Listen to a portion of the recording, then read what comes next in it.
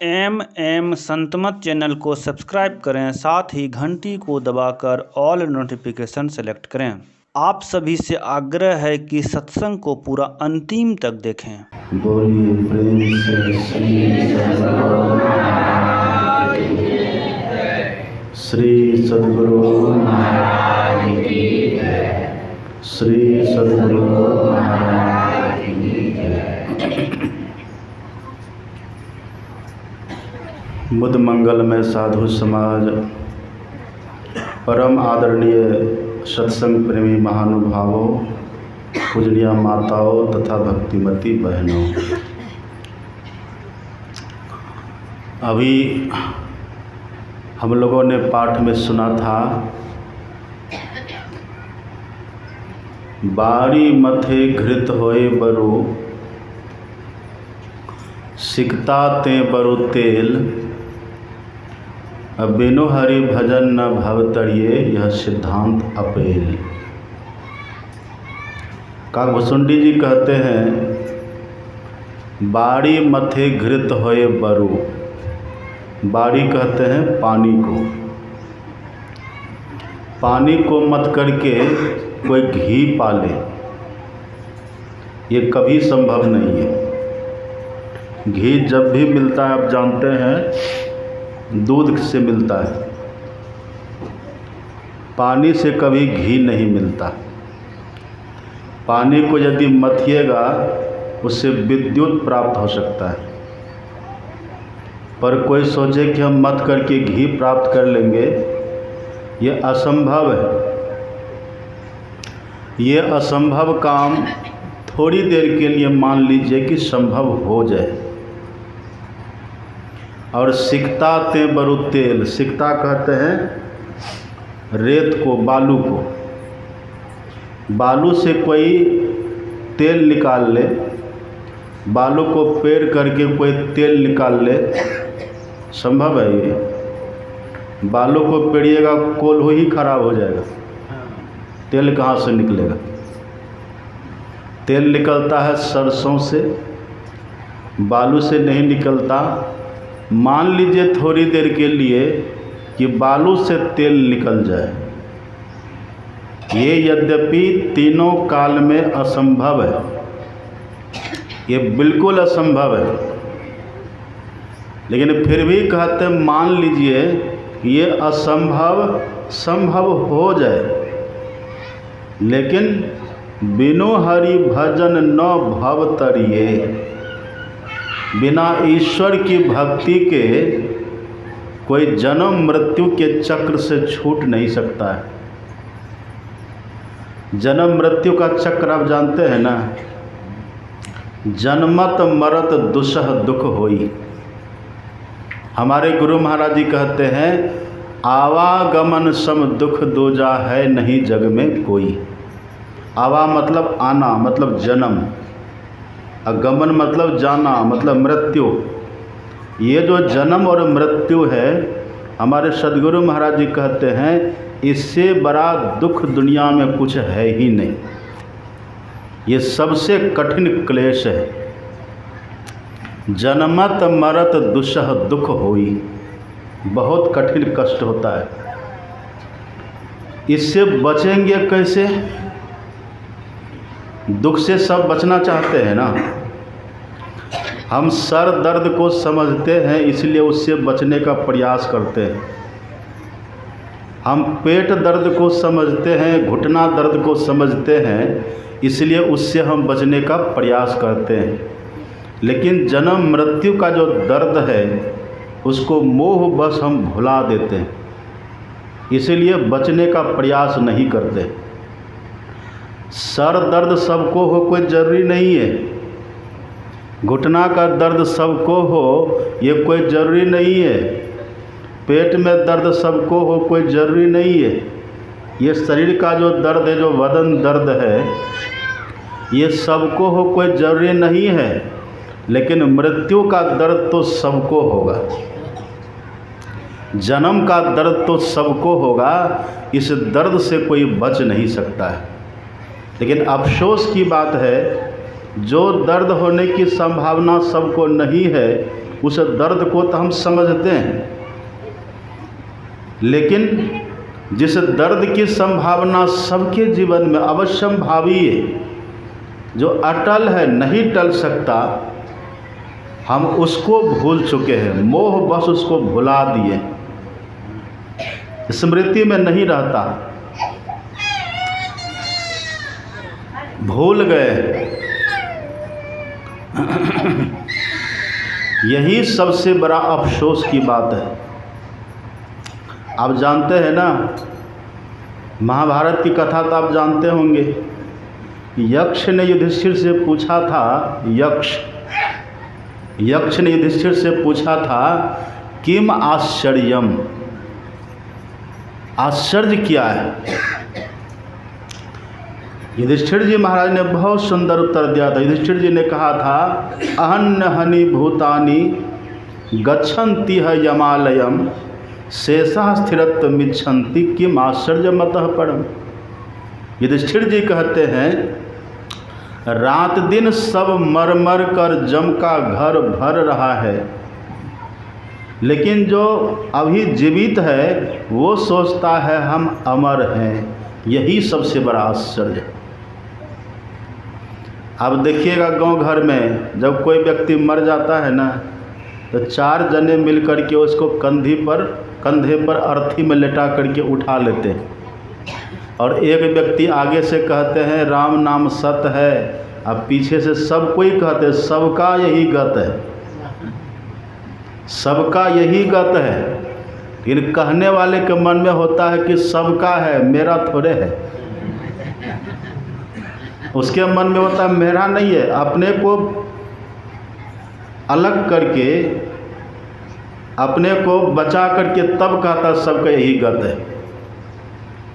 यही दुख की बात है। 2 बातन को याद रख, जौ चाहत कल्याण, नारायण एक मौत को दूजो श्री भगवान। समझिए, ये अवश्यंभावी है, ये दर्द अवश्यंभावी है।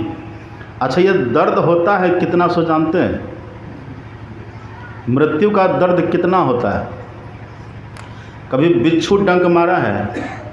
बिच्छू लगा किसी को, बूढ़ा बूढ़ी को लगा होगा कभी। ये बिच्छू का जो डंक होता है, जिसको लगे, ठीक से अगर बिच्छू का डंक लग जाए ना, जिसको लगे वो खड़ा रह नहीं सकता। एक डंक, उसकी डंक में ही विष होता है, जहर होता है।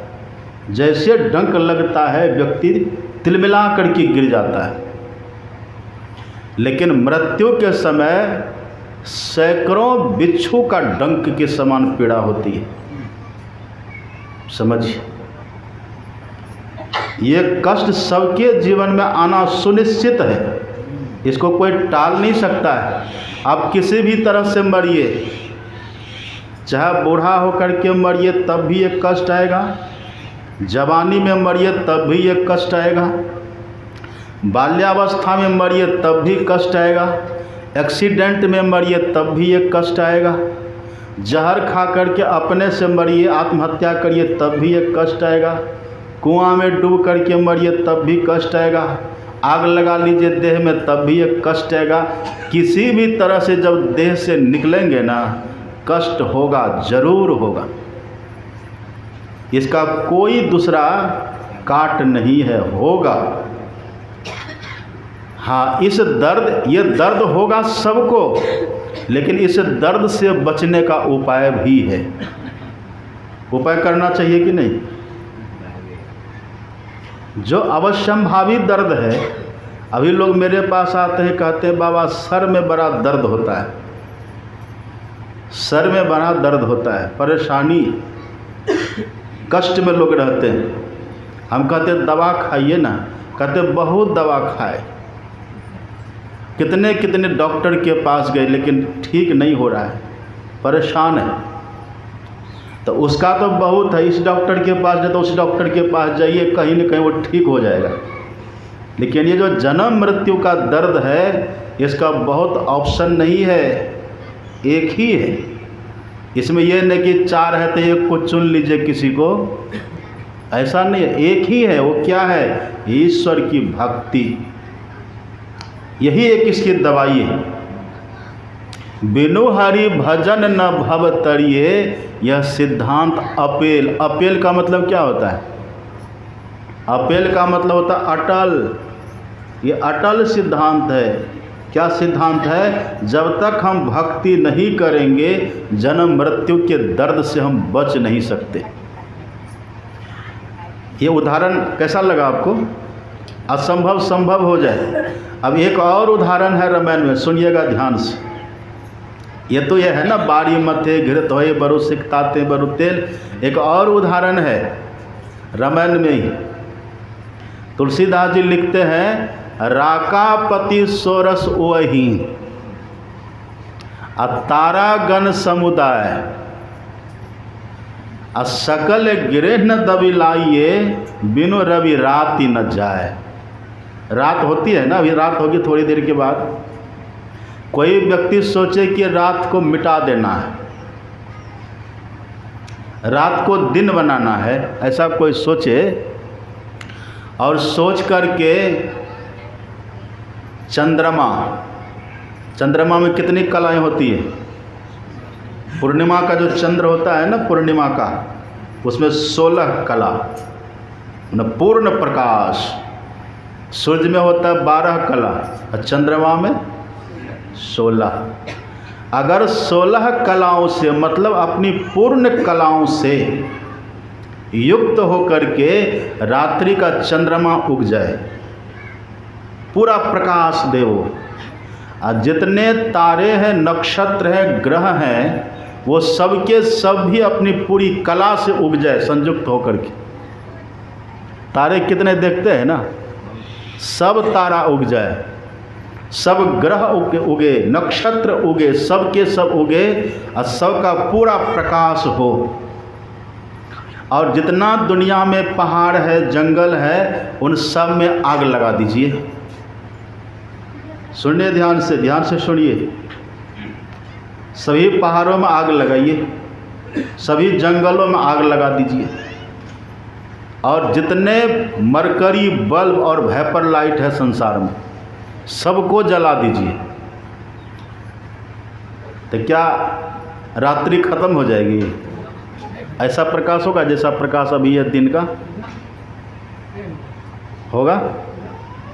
ये सब जानते नहीं होगा। चंद्रमा का कितना भी प्रकाश हो, तारा का, नक्षत्र का, ग्रहों का कितना भी प्रकाश हो, जंगल पहाड़ों का जितना भी प्रकाश हो, सब प्रकाश हो जाए, लेकिन तब भी दिन वाला प्रकाश दिन नहीं हो सकता।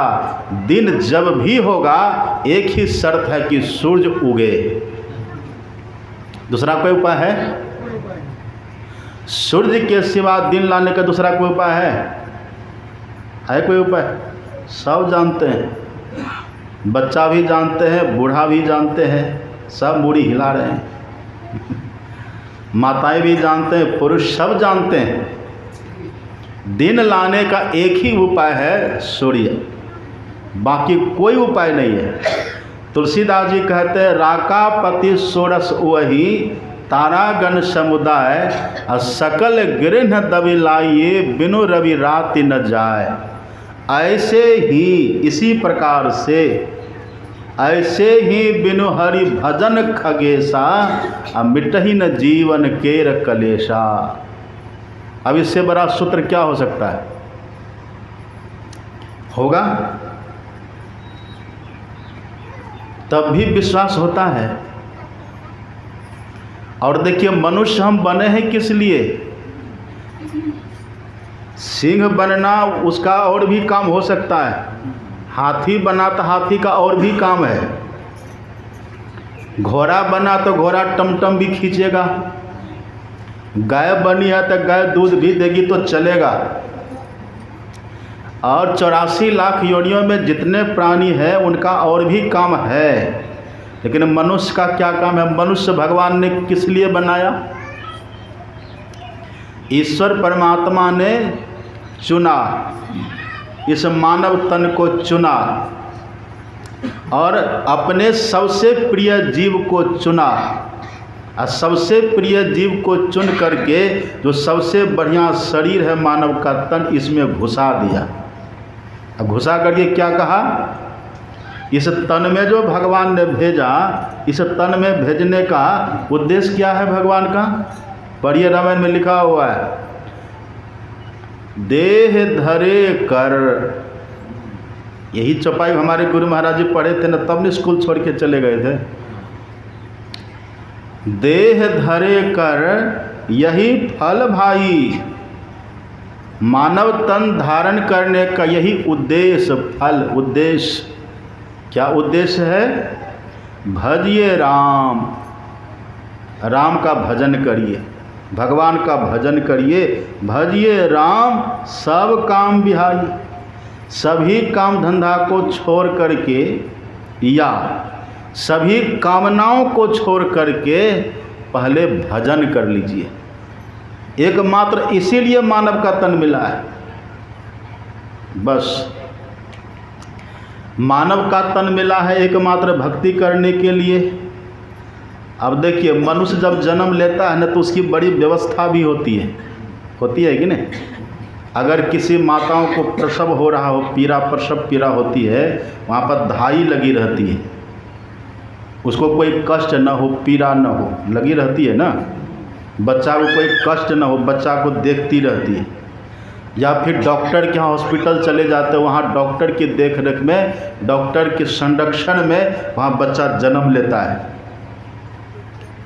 तो ये तो व्यवस्था है ना, ये व्यवस्था है। और जंगल में जो जीव होता है मृगी, सुनिएगा ध्यान से, जब मृगी बच्चा देती है ना जंगल में, देखिएगा जब मृगी बच्चा देती है, उधर मृगी बच्चा दे रही है और थोड़ी दूर पर सिंह बैठा है लक लगाए कि जैसे वो जन्म लेगा गिरेगा बस हम खाएंगे। ये स्थिति है। हाथी जंगल में बच्चा देता है और दूर में बाघ बैठा रहता है, वो देखता है। भैंस जंगल में, जो जंगली भैंसें होती है ना, वो जंगल में भैंस बच्चा देती है, अब बाघ देखता है। जैसे बच्चा देती है भैंस, गिरा निकला, एक तो पहले से डरी रहती है जंगल की भैंस, जंगल की मृगा पहले से डरी रहती है। पहले तो वही डर के मारे कूद फांद कर दे, 2-4 लात पैर बच्चा को लग जाता है। एक तो जन्म के समय जो कष्ट हुआ है ना, वो कष्ट तो उसको है ही, फिर ऊपर से 2-4 लात माँ की लगती। अब फिर जैसे जन्म करके बाहर आया, अभी आँख खोला और उसके पहले आके गर्दन दबोच लेता है बाघ सिंह। जानते हैं कि नहीं सब बात? कहिए कितनी पीड़ा होती होगी, कितना कष्ट होता होगा। और यदि कहीं बड़ा हो गया तब भी कहीं न कहीं उसको पकड़ ही लेता है। बड़ी दुर्दशा जीवन की है। मनुष्य को तो तब भी चलिए वहाँ धाई है, नर्स है, डॉक्टर है, वो व्यवस्था करके वो ठीक से करते हैं। लेकिन जो जन्म के समय पीड़ा होती है उससे धाई बचा लेगी, बचाएगी। उस समय जब माँ के पेट से बाहर निकलता है ना, उस समय अपार पीड़ा होती है, नहीं वो कह नहीं सकता। अब पीछे से हवा धकेलती है, अब निकलेगा बाहर, उस समय भारी पीड़ा होती है। इससे बचने के लिए बस एक ही उपाय है, बिनु हरि भजन। एक ही उपाय है भजन। न इससे कोई डॉक्टर बचा सकता है, बचा देगा डॉक्टर? कोई नहीं बचा सकता। न कोई नेता बचा सकता है, कोई नहीं बचाएगा। न कोई मंत्री जंत्री, कोई नहीं बचाएगा। इससे बचने का एक ही उपाय है, बिनु हरि भजन न भव तरिए, यह सिद्धांत अपेल। एक ही उपाय है, दूसरा कोई उपाय ही नहीं है। इसके लिए लोग कहते हैं, हम लोग कहते हैं ना, पूछते हैं लोगों से, हम पूछते हैं कि दीक्षा लिए? कहते न, हम कहते ले के भजन ध्यान करिए ना। हाँ अभी तो बहुत समय है, अभी कहते बहुत समय। यहाँ कहते हैं देखिए कवि साहब कहते हैं पाँव पलक की सुधि नहीं, पाँव पलक, पलक मतलब कि जो पलक हमारा गिरता है कितना समय लगा, देखिए इसका जो चौथाई हिस्सा है समय का। कबीर साहब कहते पाँव पलक की सुधि नहीं, करे कल की साज, काल अचानक मारसी जो तीतर को बाज, अचानक मारेगा। झूठे सुख को सुख कहे मानत है मन मोद, और जगत चवेना काल का कुछ मुख में कुछ गोद, चबा रहा है। इसलिए इसके लिए क्या करिए, जो बच्चा है अगर समझ में बात आ गई है बच्चा को भी तभी से शुरू कर दीजिए, क्योंकि बच्चा के पास सर्टिफिकेट नहीं कि हम जवान होकर के ही मरेंगे, है सर्टिफिकेट है। जवानी भी, जवानी के मद मस्ती में मत रहिए, जवान के भी पास सर्टिफिकेट नहीं है कि हम बूढ़ा होकर के मरेंगे, और जो बूढ़ा है वो कहाँ का सर्टिफिकेट लेंगे, वहाँ पे ऑप्शन नहीं है, बस बूढ़ा है तब गए, बुढ़ा के लुढ़का गए। नहीं बालक नहीं यौवने, नहीं वृद्धि कछु बंध, वह अवसर नहीं जानिए जब आए पड़े जम फंद। जम का फंदा कब आएगा कोई पता नहीं। इससे एक ही उपाय है बचने का कि जहाँ है वहीं से भजन शुरू कर दीजिए। भजन मतलब भक्ति शुरू कर दीजिए। भक्ति कैसे करिएगा? फूल चढ़ा करके भक्ति करिएगा, फल चढ़ा करके भक्ति करिएगा, अगरबत्ती दिखाने से भक्ति हो जाएगी, केला चढ़ाने से भक्ति हो जाएगी, बतासा फेंकने से भक्ति हो जाएगी? नहीं। भक्ति कैसे करनी है ये युक्ति गुरु से सीखिए, जानिए। हमारे गुरु महाराज जी देखिए कहते हैं, सुनिए ध्यान से सुनिए। और रोज़ हम लोग पाठ भी करते हैं। भक्ति कैसे करें? रोज़ पाठ करते हैं। भक्ति कैसे करेंगे? रोज़ पाठ करते हैं। सुनिएगा ध्यान से। रोज़ हम लोग पाठ करते हैं। क्या करते हैं? प्रातः काल में पाठ करते हैं। क्या करते हैं? मानस जप, मानस ध्यान, दृष्टि साधन और सुरत शब्द योग द्वारा सर्वेश्वर की भक्ति करके, ये है। इस तरह से भक्ति होगी। कैसे होगी? अगर आप जप कर रहे हैं तो समझिए भक्ति हो रही है। ध्यान कर रहे हैं तो समझिए भक्ति हो रही है। दृष्टि योग कर रहे हैं, समझिए भक्ति हो रही है। ये भक्ति है। ये फल फूल चढ़ाना क्या है? ये फल फूल चढ़ाना, ये भाव प्रकट करना है, वो भी ठीक है। ये भाव क्या है? हम फल फूल क्यों चढ़ाते हैं? फल फूल चढ़ाने का मतलब ये है कि हे प्रभु, मेरे पास जो कुछ है वो सब आपका है। ये नमूना दिखा देते हैं, लीजिए ये हम दे रहे हैं, बाकी सब कुछ आप ही का है। आप कभी बेचे हैं चावल? बेचते हैं कि नहीं? चावल बेचते हैं ना, तब नमूना तो रखते हैं ना, नमूना दिखा देते, देखिए बाकी सब माल मेरे पास ऐसा ही है, कहते हैं ना। तब फल फूल जो आप चढ़ाते हैं ना, इसका मतलब कि ये हम आपको दे रहे हैं, बाकी जो कुछ है सब ऐसा ही है, सब आपका है। इसी को हमारे गुरु महाराज जी कहते हैं, तन मन धन को अर्पी गुरुपद सेव करो। फल क्या होगा? मैं ही आज्ञा पाली दुस्तर भव सुख से तरो। जो जन्म मृत्यु बड़ा दुखद है ना, इस दुखद जन्म मृत्यु को सुख से पार कर जाइएगा। कब? तन मन धन को अर्पी। तन को अर्पण करने का मतलब क्या हुआ? तन को अर्पण करने का मतलब है जिस समय ध्यान करना चाहिए उस समय अगर करोड़ों काम भी है, करोड़ों काम धंधा को छोड़ करके उस समय पहले तन को बैठा दीजिए भजन पर। ध्यान पर। ये नहीं कि भजन का समय हो गया, तन को उधर घुमा रहे हैं, खेत में घुमा रहे, झाड़ू लगा रहे, भैंस को गाय को खिला रहे हैं, बाजार घूम रहे। ये तन को अर्पण करना नहीं हुआ। तन को अर्पण करने का मतलब जो ध्यान का समय हो, सत्संग का समय हो, तो तन को बैठा दीजिए, ये हुआ, ये तन अर्पण है। ये नहीं कि ध्यान का समय है या घूम रहे हैं, सत्संग का समय है घूम रहे हैं, तब तन का अर्पण नहीं हुआ। हम पूछते हैं कि ध्यान करते हैं जी? हाँ बाबा करते तो हैं, दीक्षा लिए है ना? हाँ करते हैं ना ध्यान? हाँ करते हैं। कितनी बार करते हैं? 2 बार। बताए थे कितनी बार? बताए थे 3 बार। तो 1 बार कहाँ चला गया? ये हुआ अर्पण तन का।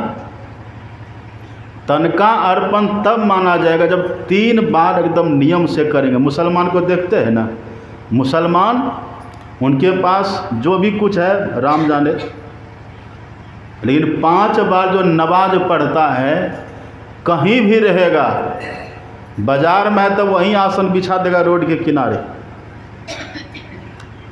ट्रेन में रहेगा तो वहीं बिछा देगा आसन, बस में है तो वहीं सबसे कहता भाई सब जरा सा जगह दे दीजिएगा, नमाज पढ़ेंगे। लोग भी हट जाता कि चलो नमाज पढ़ेगा।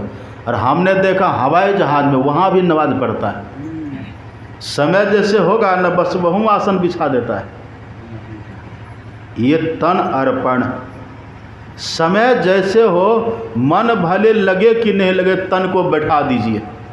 हे गुरु महाराज, ये तन आपने दिया है ना, लीजिए मैं आपके नाम पर बैठा दिया 1 घंटा। ये तन अर्पण है। अब मन को अर्पण, तन को बैठा दीजिए। अब मन को अर्पण किया, मन से जप करिए, ठीक से जप करिए, ध्यान करिए, ठीक से करिए।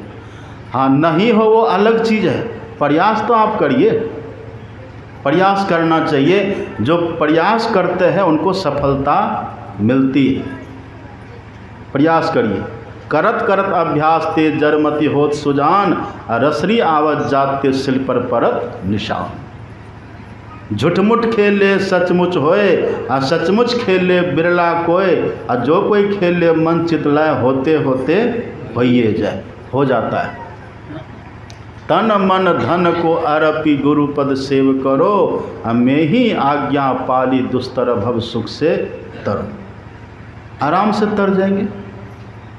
ये भाव रहना चाहिए। एक बात और है, सुनिएगा ध्यान से।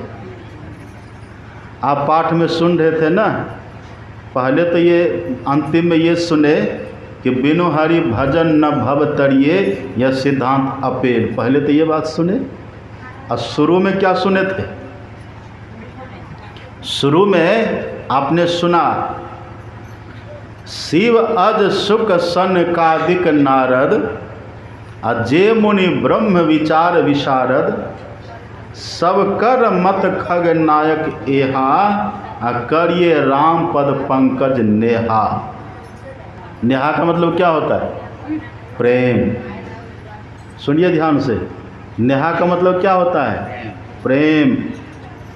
नेह कहते प्रेम को। सभी महापुरुष कहते हैं कि प्रेम करिए। नाम भी लिख दिए ना, शिव अज, अज मतलब ब्रह्मा, शुक मतलब सुखदेव मुनि, सनकादि, शिव अज सुख सनकादिक नारद। और कहते हैं जे मुनि नायक आत्मवादी, जो आत्मज्ञानी हैं। सबकर मत खग नायक एहा, करिए राम पद पंकज नेहा। सबको यही कहते हैं कि राम के चरणों में प्रेम करिए। राम मतलब इष्ट, जो हमारे इष्ट हैं उनके चरणों में प्रेम करिए। देखते हैं सो रहे हैं, क्या बात है? धान काटने गए थे?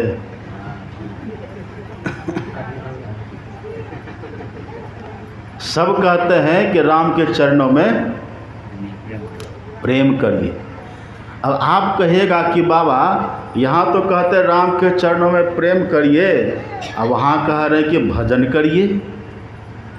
यहाँ कह रहे हैं प्रेम करिए, अब वहाँ कहते हैं भक्ति करिए। ये तो 2 बात हो गई।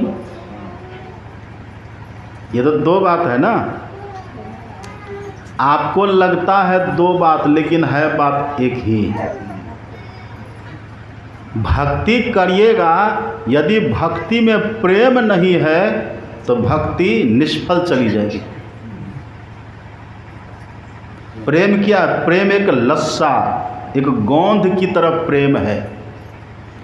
फेविक्विक देखे, फेविक्विक कैसा होता है? फेविक्विक देखे ना, आप उंगली पर लीजिए और 2 सेकंड छोड़िए, फिर खुलेगा उंगली। फेविक्विक जैसे उंगली पर लगाए ना, और फिर ऐसे करिए, नहीं खोलेगा। एक बार तो एक माता जी ठोर में लगा रही थी, शाम का समय था, वो दिखा नहीं तो फेविक्विक था वहीं रखा, वो फेविक्विक ये लगा दिया। अब जैसे लगा उसका मुंह बंद हो गया। ये फेविक्विक फेविकॉल जो समझ रहे हैं ना बात, ऐसे ही ये जो प्रेम है ना, प्रेम क्या करता है? प्रेम भक्त को भगवान से जोड़ता है। ये प्रेम क्या करता है? प्रेम भक्त को भक्ति से जोड़ेगा, तब वो भक्ति भगवान से मिलाती है। ये प्रेम क्या करता है? भक्त को ज्ञान से जोड़ता है, तब वो ज्ञान मोक्ष देता है। ये प्रेम क्या करता है? भक्त को योग से जोड़ता है, और तब वो योग भक्त को मोक्ष देता है। कोई सोचे कि भक्ति करें हम, लेकिन प्रेम नहीं करें, तो वो जो भक्ति होगी ना, वो भक्ति फलदायिनी नहीं होगी। ये सूत्र बना हुआ है। इसलिए कबीर साहब कहते हैं, प्रेम बिना जो भक्ति है।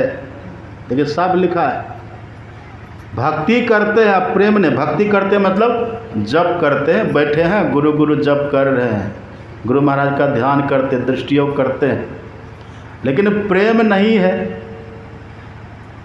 प्रेम नहीं है, समझ रहे बात? अगर प्रेम होगा ना गुरु महाराज के प्रति, तो जप भी करिएगा और आंख से आंसू भी बहेगा।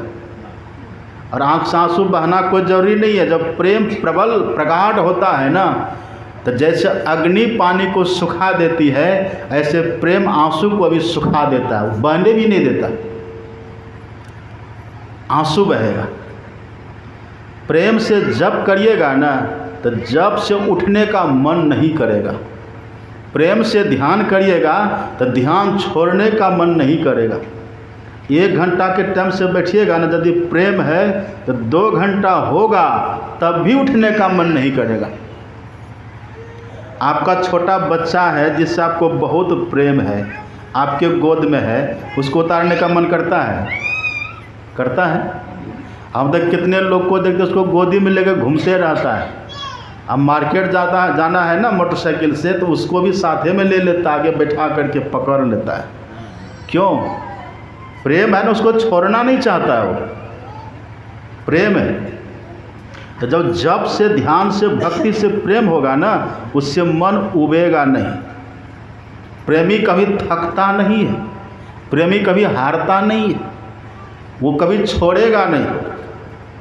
अभी हम आ रहे थे ना इधर रास्ते में, वो जो चौपाल है सभा भवन, चल रहा वहाँ नहला पर दाला। अब बगल से हम गुजर रहे हैं, किसी का ध्यान नहीं है, इतना प्रेम में मगन है।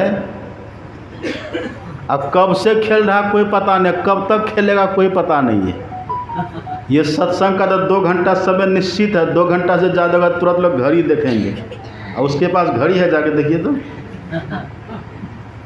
क्यों? उसको उससे प्रेम है। हमको प्रेम, अगर सत्संग से प्रेम होगा तब। राम कथा जे सुनत अघाही, रस विशेष जाना तिन नाही। अगर सत्संग सुनते सुनते मन उब जाए तो समझिए प्रेम नहीं था, मन में रस नहीं मिला, विषय रस भरा था, नहीं मिला। ये प्रेम क्या है? वही फेविकॉल की तरह, प्रेम आपको जोड़ेगा, प्रेम जोड़ता है। इसीलिए कबीर साहब कहते हैं, प्रेम बिना जो भक्ति है सो निज डिंभ विचार। प्रेम बिना जो भक्ति है सो निज डिंभ विचार, उद्र भरण के कारणे जन्म गवायो सार।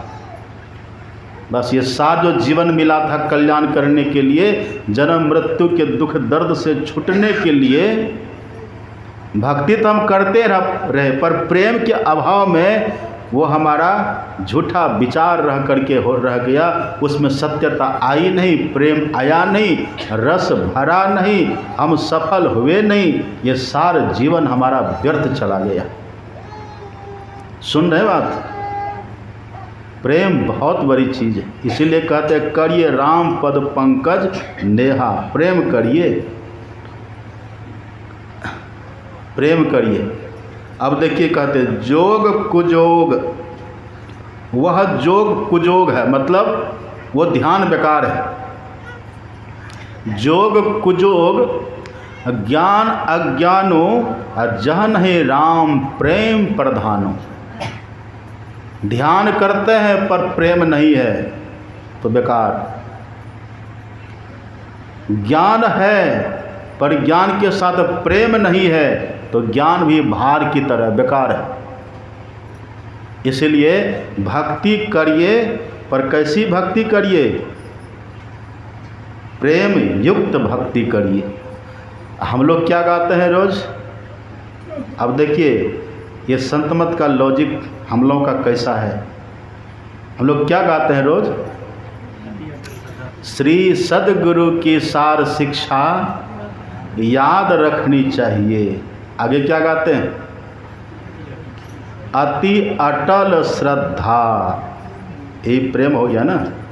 अति अटल श्रद्धा प्रेम से, इससे बढ़िया कौन कहेगा? कहिए। अति अटल श्रद्धा प्रेम से गुरु भक्ति करनी चाहिए। भक्ति करनी चाहिए पर कैसे? अति अटल श्रद्धा प्रेम से गुरु भक्ति करनी चाहिए। भक्ति क्या? वही मानस जप, मानस ध्यान, दृष्टि साधन और सुरत शब्द योग। ये कैसे करना चाहिए? जप कैसे करना चाहिए? अति अटल श्रद्धा प्रेम से, प्रेम से करना चाहिए। और दूसरी जगह हम लोग क्या गाते हैं? प्रेम भक्ति गुरु दीजिए। सिर्फ ये नहीं कहते भक्ति गुरु दीजिए, ऐसा कहते हैं? ऐसा नहीं कहते। प्रेम भक्ति गुरु दीजिए, बिनवों कर जोड़ी, पल पल छोहन छोड़िए, सुनिए गुरु मोरी। ये प्रेम के साथ। अब देखिए, अब प्रश्न क्या है? ये प्रेम मिलेगा कैसे? हम जो प्रेम से जप करेंगे, प्रेम से ध्यान करेंगे, ये प्रेम मिलेगा कहाँ? प्रेम न बारी उपजे, प्रेम न हाट बिकाए। कहीं मिलता है? प्रेम की खेती होती कहीं? प्रेम न बारी उपजे, अब प्रेम न हाट बिकाए, कहीं नहीं मिलेगा। ये न ये हटिया में बिकता है प्रेम, और न आप खेती कर सकते हैं प्रेम का। करिएगा। राजा प्रजा जो रुचे, शीश दिए ले जाए। यह तो घर है प्रेम का, खाला का घर ना है। खाला का घर, खाला किसको कहते हैं? खाला कहते हैं मौसी को। मौसी माँ से भी ज़्यादा मानती है मौसी आप लोगों को? मौसी का प्रेम देखे? जो मौसी होती है ना, मौसी अपनी माँ से भी ज़्यादा मानती है। मौसी का प्रेम अद्भुत है। मौसी है ना, वो मौसी अपने बेटा को नहीं खिलाएगी, पर मौसी अपने बहन का जो बेटा उस जिसकी मौसी है ना, उसको खिलाएगी वो। अब आजकल की मौसी ना करे तो अलग बात है, लेकिन मौसी ऐसी ही होती है। यह तो घर है प्रेम का, खाला का घर नाय, आ खाला का घर नाय, शीश जब धरे उतारी। ये प्रेम कहाँ मिलेगा? सुनिएगा ध्यान से, ध्यान से सुनिए। प्रेम मिलेगा कहाँ? जो प्रेम से जप करेंगे तो जन्म का दर्द मिटेगा, मृत्यु का दर्द मिटेगा। ये प्रेम कहाँ मिलेगा? सुनिए ध्यान से। तुलसीदास जी लिखते हैं, बिनु सत्संग न हरि कथा। सुनिए कितना बढ़िया है, उपाय बतलाते प्रेम पाने का। बिनु सत्संग न हरि कथा, तेहि बिनु मोह न भाग। हरि कथा का मतलब क्या हुआ? हरि कथा का मतलब है इष्ट कथा, जिनका हम ध्यान करते हैं ना, जो हमारे इष्ट देव हैं, उनकी कथा। उनकी कथा का मतलब क्या? उनके बारे में जानना, उनकी महिमा को समझना, वे कैसे हैं उनको समझना। जब सत्संग करते हैं ना, तब इष्ट की महिमा हमको समझने में आती है। बिनु सत्संग न हरि कथा, तेहि बिनु मोह न भाग। मोह का मतलब क्या होता है? मोह कहते अज्ञानता, मोह कहते हैं अनजान, मोह मतलब अज्ञानता। सुनिए, अभी हम लोग गुरु महाराज को केवल मानते हैं। कैसे मानते हैं? बस दीक्षा लिए हैं, दीक्षा में बता दिया कि गुरु महाराज का ध्यान करना, इसीलिए मानते हैं। ये मानते हैं, पर ये मानना हर समय हमारा दृढ़ नहीं रहता, नहीं रहता है। सरस्वती पूजा का समय आता है, फिर सरस्वती पूजा में लग गए, दृढ़ रहे। अब देखिए, सरस्वती पूजा का खंडन नहीं है यहाँ। सरस्वती पूजा ठीक है, जिनके इष्ट माता सरस्वती है उनके लिए है वो पूजा। दुर्गा पूजा का समय आया, बस लग गए दुर्गा पूजा में। दुर्गा पूजा खराब नहीं है, पर जिनके इष्ट है माता दुर्गा उनके लिए है। तो क्या हम लोग उनसे विरोध करें? नहीं, हम भी सम्मान करेंगे, हम भी प्रणाम करेंगे। पर कैसे करेंगे? इस भाव से प्रणाम करेंगे कि हमारे गुरु महाराज ही दुर्गा रूप में भी हैं, हमारे गुरु महाराज ही सरस्वती रूप में भी हैं, हमारे गुरु महाराज ही राम रूप में भी हैं, हमारे गुरु महाराज ही शिव रूप में भी। ये भाव इष्ट के प्रति हो जाए। क्योंकि देखिए, सुनिएगा ध्यान से, सूर्य है ना, आकाश में चमक रहा है सूर्य, और नीचे में आप 10 घड़ा रख दीजिए जल भर करके। सूर्य आकाश में चमक रहा है ना, और धरती पर आप 10 घड़ा जल से भरिए और रख दीजिए। कितना सूर्य दिखेगा उसमें? हैं? 10 सूर्य दिखेगा ना। 10 घड़ा और रखिए जल भर करके, अब कितना सूर्य दिखेगा? 20। 10 घड़ा और रखिए जल भर करके, अब कितना दिखेगा? 30 दिखेगा। 1 करोड़ घड़ा जल भर करके रख दीजिए, तब कितना सूर्य दिखेगा? हैं? 1 करोड़। और सूर्य वास्तव में है कितना? ये सब कोई जानते हैं। घड़ा कितना भी हो, पर सूर्य तो एक ही है। ऐसे ही रूप कितना भी हो, ये क्या रूप है? राम का रूप है, कृष्ण का रूप है, दुर्गा का रूप है, काली का रूप है, सरस्वती का रूप है, कबीर का रूप है, नानक का रूप है, बुद्ध का रूप है, गुरु महाराज का रूप है। सब ये रूप है। और रूप में ईश्वर कितना है? सीधी सी बात है ना। करोड़ घड़ा, सूर्य कितना? एक है। इसी तरह से 33 करोड़ भगवान देवता, लेकिन भगवान कितना? ईश्वर कितना? एक ही है वो। तो आप क्या करिए, आपको जिनमें श्रद्धा हो एक को पकड़ लीजिए, बस हो गया। यहाँ एक को पकड़ लीजिए, बस हो गया। उसी की भक्ति खूब बढ़िया से करिए, गुरु से जुक्ति जान करके वहाँ पहुँच जाइएगा। आप कहिएगा कि बाबा एक बात बताइए, ठीक है हम गुरु महाराज की पूजा करते हैं, अगर हम एक दिन दुर्गा माँ की भी पूजा कर दिए तो क्या हो गया? सुन रहे बात? हम रोज़ गुरु महाराज की पूजा करते हैं और 9 दिन तक हम दुर्गा माँ की भी पूजा कर लिए तो क्या हो गया? सुनिए, हम सुनाते हैं। आप बड़ी खाते हैं ना, बड़ी में नमक देते हैं कि नहीं? बड़ी में नमक डालते हैं, तो नमक कहाँ देते हैं? बेसन में। बेसन में दे दिए नमक, सब बड़ी में नमक हो गया कि नहीं? अब आप कहिए कि बाबा ठीक है, रोज़ तो बेसन में नमक देवे करते हैं, और मेरी थाली में जो बड़ी आई है ना, इसमें भी थोड़ा ऊपर से नमक दे देंगे तो क्या होगा? खा पाइएगा? तो खा पाइएगा? क्यों ऐसा? जब आप बेसन में नमक दे ही दिए, चला गया सब में, कहीं बचा नहीं। आप गुरु महाराज की भक्ति कर लिए, पूजा कर लिए, 3300 करोड़ देवी देवता की पूजा हो गई। सुनिएगा ध्यान से, ये कोई बनावटी बात मेरी नहीं है। एक संत वे लक्ष्मीनाथ गोसाई वे कहते हैं, प्रथम देव गुरुदेव जगत में और न दूजो देवा। अब कहते हैं गुरु पूजे सब देवन पूजे, और गुरु सेवा सब सेवा।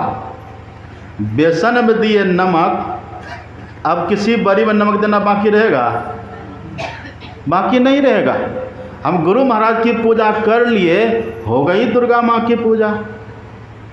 बाबा 9 दिन क्या लगा, पूजा कर ही लेंगे तो क्या हो जाएगा?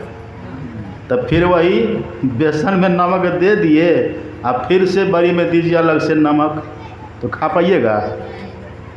अब वो बड़ी क्या हो गया? बड़ी त्याज्य हो गया। वो बड़ी को आप खा नहीं सकते, क्योंकि वो नमक बहुत हो गया ना, खा नहीं पाइएगा। यही अब इसी को कबीर साहब देखिए कैसे कहते, इसी बात को, इसी हम तो थोड़ा मुलायम में न कहे आपको उदाहरण दे करके, और संत कबीर साहब देखिए क्या कहते हैं, 100 बरसा भक्ति करे, 100 बरस हम ध्यान भजन करते आए, एक दिन हम दुर्गा माँ की पूजा कर देंगे तो क्या हो जाएगा? अब देखिए क्या कहते हैं, 100 बरसा भक्ति करे, एक दिन पूजे आन। एक दिन किसी दूसरे की भी पूजा कर लिए, ये क्या हुआ? सो अपराधी मानवा, ये अपराध हो गया। अच्छा, अपराध होता है कब? अपराध होता है अज्ञानता में। कब होता है? अज्ञानता में। जो व्यक्ति नहीं जानता है वो अपराध करता है। इसका मतलब ये हुआ, आपने ईश्वर के स्वरूप को समझा ही नहीं, इसीलिए आप फिर दूसरे की भी पूजा में लग गए। जैसे एक ही सूर्य सब घड़ा में है, अगर इस बात को कोई समझ ले तो सभी घड़ा के हाल को समझेगा कि नहीं? ऐसे ही जो ईश्वर के स्वरूप को समझ लेंगे, ईश्वर के ज्ञान को जो समझ लेंगे, वो सब भगवान की बात को, सब संत की बात को समझेंगे कि नहीं? तो अगर हम छोड़ करके दूसरे के पास गए, इसका मतलब हमको ज्ञान नहीं हुआ। ज्ञान नहीं हुआ तो फिर 84 में तो जाना पड़ेगा। वही कबीर साहब कहते हैं, सो अपराधी, वो अपराधी हो गया, मतलब उसके पास ज्ञान नहीं हुआ। फल क्या होगा? परे 84 खान, फिर कुकर शुकर बनिए। इसीलिए जब सत्संग करेंगे ना बराबर, सत्संग जब करेंगे बराबर, ठीक ठीक जब सत्संग करेंगे तो सत्संग करते करते हम इष्ट के स्वरूप को समझ जाएंगे, हमारा मोह भंग होगा, अज्ञानता मिटेगी। जब कछु काल करिए सत्संगा, तब ही होई मोह भ्रम भंगा। वही कहते, बिनु सत्संग न हरि कथा। हरि कथा मतलब इष्ट कथा। तो हम लोग सत्संग करेंगे तो गुरु महाराज की महिमा सुनेंगे कि नहीं? बिनु सत्संग न हरि कथा, अतेहि बिनु मोह न भाग। अब मोह गए बिनु राम पद, होय न दृढ़ अनुराग। जब तक हमारे भीतर मोह है, अज्ञानता है, तब तक हमको अपने इष्ट के प्रति, गुरु के प्रति वो प्रेम नहीं होगा। और सुनिएगा ध्यान से, और बढ़िया से सुनिए। राम कृपा बिनु सुनु खगराई, जानी न जाई राम प्रभुताई। जाने बिनु न होई परतीति, देखने सूत्र बना हुआ है, जाने बिनु न होई परतीति, अब बिनु परतीति होए नहीं प्रीति। जब तक विश्वास नहीं होगा ना तब तक प्रेम नहीं होगा। जिनको गुरु महाराज के सिवा किसी पर विश्वास नहीं है, किसी पर भरोसा नहीं है, ये जब विश्वास जम जाएगा ना तब वहीं से प्रेम प्रकट होगा, प्रेम आएगा तब। सुन रहे बात? देखिए, एक होता है प्रेम और एक होती है आसक्ति। दोनों में डिफरेंस है, अंतर है। एक है प्रेम, अब किसी को किसी से गांव घर में आसक्ति होती तो कहते हैं प्रेम हो गया। वो प्रेम नहीं है, वो आसक्ति है, उसको ममता कहते हैं। आसक्ति जब भी होती है, ममता जब भी होती है, वो स्वार्थ से युक्त रहती है। समझे? किसी के रूप को आपने देख लिया, आसक्ति हो गई, तो आप क्या कहते हैं? हमको इससे प्रेम हो गया। नहीं, वो आसक्ति आपको हो गई। आपने किसी के धन को देख लगे, बड़ा धनी मानी व्यक्ति है, आप कहते हैं सबको प्रेम हो गया। नहीं, प्रेम नहीं, वो आपको आसक्ति हो गई। किसी रूपवान से जो आपको प्रेम हुआ है ना, जब उसका रूप खत्म होगा आपकी आसक्ति खत्म हो जाएगी। किसी धनी से जो आपको आसक्ति हुई है ना, जब उसका धन खत्म हो जाएगा तो आपकी आसक्ति भी खत्म हो जाएगी। इसलिए संसार में प्रेम नहीं होता। प्रेम जब भी होगा ईश्वर से, अपने इष्ट से प्रेम होगा। प्रेम में कोई स्वार्थ नहीं होता, प्रेम निस्वार्थ है। निस्वार्थ जो आपसे प्रेम करता है आप भी उन्हीं से प्रेम करेंगे। निस्वार्थ प्रेम कौन करते हैं? ईश्वर करते हैं। अब वही ईश्वर हमारे इष्ट रूप में है, गुरु रूप में। इसलिए गुरु महाराज बिना स्वार्थ के हमसे प्रेम करते हैं। गुरु महाराज ही ईश्वर है। लोग रोज गाते हैं ना, मंगल मूर्ति सतगुरु मिलवे सर्वाधार, मंगल में मंगल कर्ण बिनमो बारंबार। ज्ञान उदधि अरु ज्ञान घन, सतगुरु शंकर रूप, नमो नमो बहुबार ही सकल सुपूजन भूप। ब्रह्म रूप सतगुरु नमो, गाते हैं ना। प्रभु सर्वेश्वर रूप, राम दिवाकर रूप गुरु, नासक भ्रम तम को। नमो नमो सतगुरु नमो, जासम को न आन, परम पुरुष होते अधिका, गावे संत सुजान। अब इससे बड़ा क्या होगा? ये भाव जब दृढ़ होता है, विश्वास जब जम जाता है ना, तब गुरु महाराज से प्रेम हो जाएगा। करे गुरु महाराज साक्षात ईश्वर हैं, परमात्मा है। यदि इस आँख से आप ईश्वर को देखना चाहते हैं ना, तो गुरु महाराज को देख लीजिए, समझिए ईश्वर का दर्शन कर रहे हैं। सगुण स्वरूपी ईश है, ईश मतलब ईश्वर है। ऐसा विश्वास जब करेंगे तब गुरु महाराज से आपको प्रेम हो जाएगा। आसक्ति होती है विषय से, किससे? रूप से, रस से, गंध से, स्पर्श से, शब्द से, इससे आसक्ति होती है।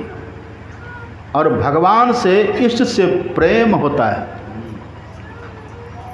बिना किसी स्वार्थ का प्रेम होता है, इष्ट से होता है। ये प्रेम जब होगा ना, तब जैसे बैठेंगे ध्यान पर अपने गुरु गुरु होगा, अपने होगा। आप जाते हैं बाजार, आपको अपनी कार में नाम लिखाना, चाहे मोटरसाइकिल में नाम लिखाना है, किसका नाम लिखाते हैं? आपको जो छोटा बेटा है ना इकलौता, बबलू, बबलू, वहाँ बबलू लिखाते हैं। क्यों लिखाते हैं बबलू? कोई भगवान का नाम है? आपको बच्चा से जो प्रेम है ना, उसका जो नाम है, उस नाम से भी आपको प्रेम हो गया। बबलू में कुछ रखा उखा नहीं है, लेकिन बबलू आपके पुत्र का जो नाम है ना, पुत्र से जो आपको प्रेम है, इसीलिए उसके नाम से भी प्रेम आपको हो गया। अपना खुद का नाम आप गाड़ी में नहीं लिखाते हैं, बबलू लिखाते हैं। क्यों? अब टिंकू कोई बढ़िया चीज़ है? हम देखते हैं मोटरसाइकिल में लिखा है टिंकू। ये क्यों लिखा है जी? बाबा मेरा एक ही बेटा है, उसका नाम टिंकू है, ये है ना, देख रहे हैं क्यों ऐसा है? यही एक ये भाव है। इसी तरह से जब गुरु महाराज से प्रेम होगा ना, तब मंत्र से भी एकदम प्रेम, फिर जैसे बैठेंगे अपने आप जप होगा। ज़्यादा कठिन तब फिर ये नहीं है, आसान हो जाएगा।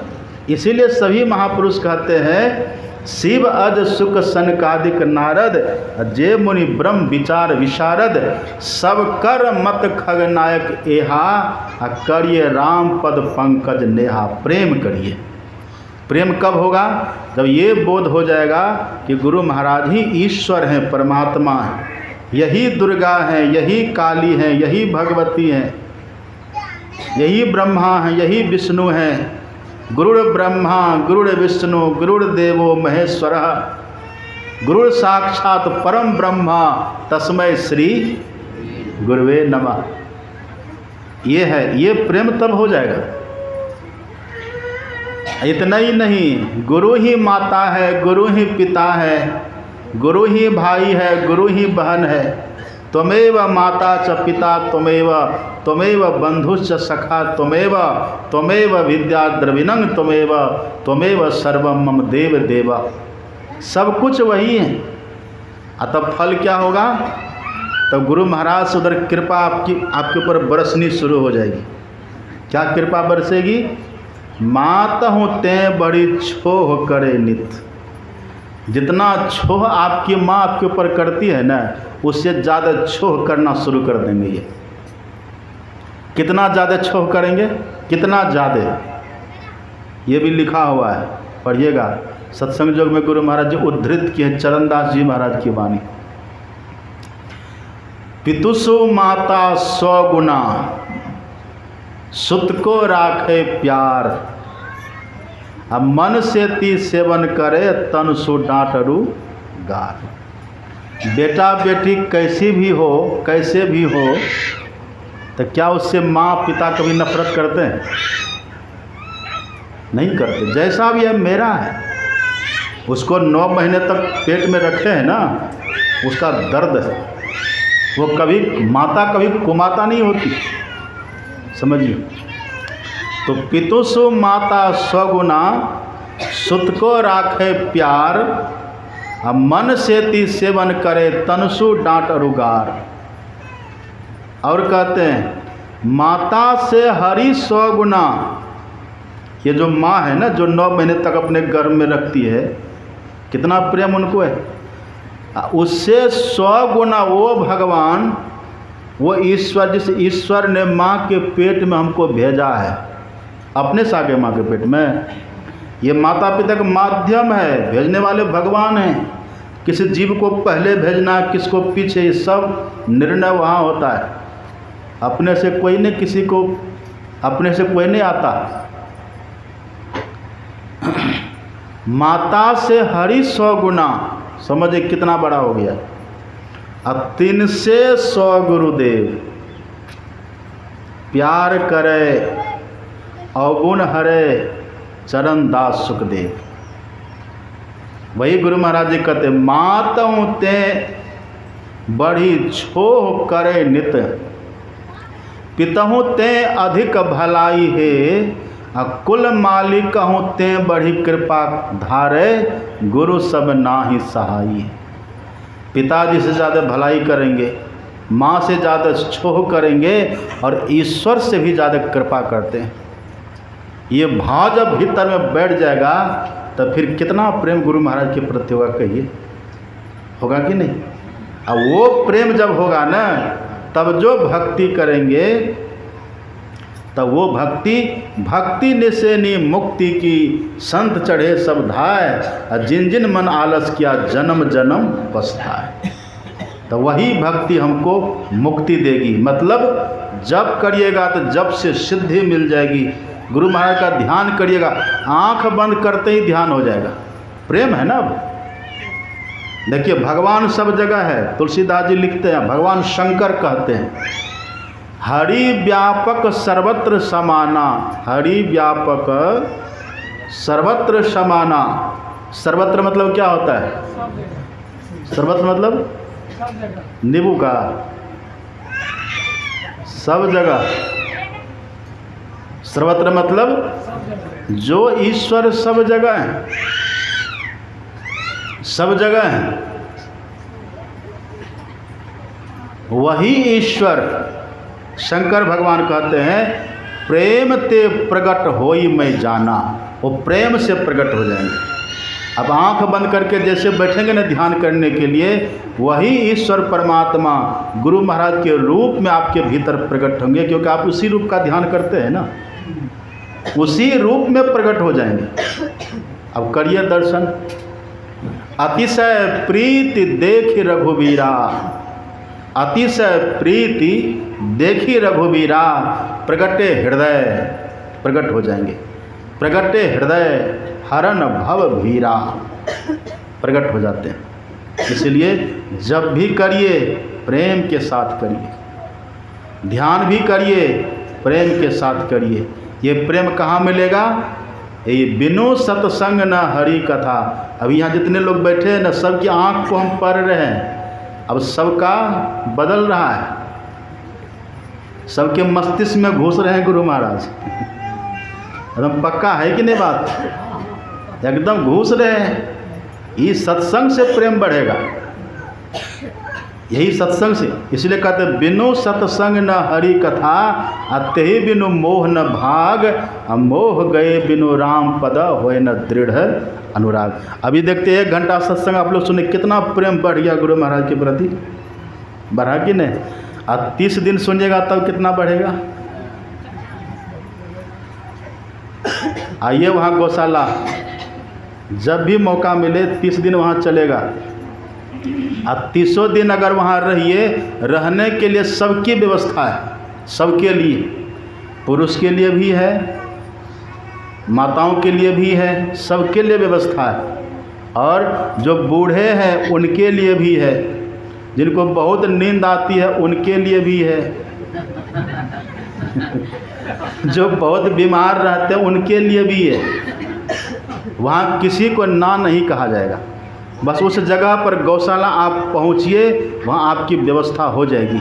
अब वहाँ रह कर के आप 30 दिन सुनिए और जब ध्यान करिए, क्या पता 30 दिन में आपको बहुत कुछ मिल जाए। ये भी तो हो सकता है। ये 30 दिन की साधना ही आपको जन्म मृत्यु के दुख दर्द से मिटा दे, इससे बड़ा लाभ और क्या होगा। सर में दर्द होता है, अब 2 महीना की छुट्टी लेके जाते हैं ना, वेल्लोर बेंगलोर जाते हैं कि नहीं, दिल्ली जाते हैं कि नहीं।